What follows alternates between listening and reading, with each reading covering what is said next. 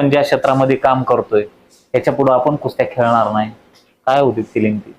मी ह्यांचं खाशाबा जाधवांचं एक वाक्य आहे, नाही का, म्हणजे ते आम्ही खेळत असताना मी ते बघितलेलं की त्यांची ते आपली ही ऑलिम्पिक डे ला ना ते एक टाकायची, ते स्टेटस असायचं की मी जर मला पुन्हा जन्म मिळाला तर मी काय करेल, पैलवान म्हणून किंवा कुस्तीगीर म्हणून जन्माला येईल. आणि त्याच्या खाली काय लिहिलं त्यांनी की मला माझ्या आयुष्यातले सर्वोत्तम क्षण मला कुस्तीने दिले. बरोबर. तर कदाचित म्हणजे ज्यावेळेस मी पाठीमागे वळून बघतो की ज्या म्हणजे माझं मूळ गाव माळेवाडी होतं, त्या माळेवाडीमध्ये ज्या आमच्या म्हणजे एकदम मी तर म्हणतो 5x10 तालीम असेल, त्या तालमीत पहिल्यांदा गेलेलो वडिलांबरोबर. ते एवढ्या स्पर्धा हे सगळं करिअर करत असताना समजा वयाच्या ह्या टप्प्यावरती कुस्तीला मी म्हणजे थांबवतोय.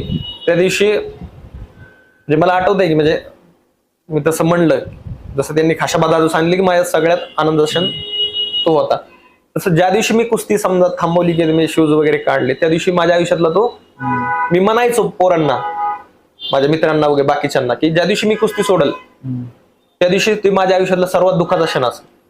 मी कधी म्हणायचो, हे मागच्या सोडायच्या अगोदर एक 2-3 वर्ष मला दिसायला लागलेलं की हे आपण आता 2-3 वर्ष समजा खेळू शकतोय किंवा म्हणजे थांबणार आहे आपण. तर ते कधी म्हणजे आयुष्यभर आपण कधी विसरू शकणार नाही प्रत्येक गोष्टी. म्हणजे आमच्या गावात तालमीत खेळायला असून की त्याच्यानंतर ह्या भागात खेळलेला असेल, कुठेही देशभरात परदेशात, ज्यावेळेस खेळत असताना असं वाटायचं की बाबा आपण कधी सक्सेस होऊ आणि कधी कुस्तीला हे करू म्हणजे बास. पण ते तसं नाही. ज्यावेळेस आपण त्या अंतिम टप्प्यात येतो ना, त्यावेळेस कळतं की हे म्हणजे आपलं जीव की प्राण आहे.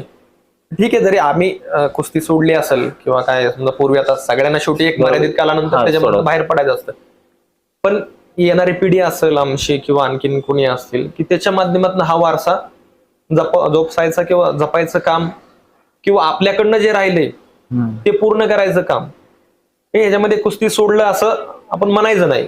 ठीक आहे, आपला वारसा चालवायचा जातो.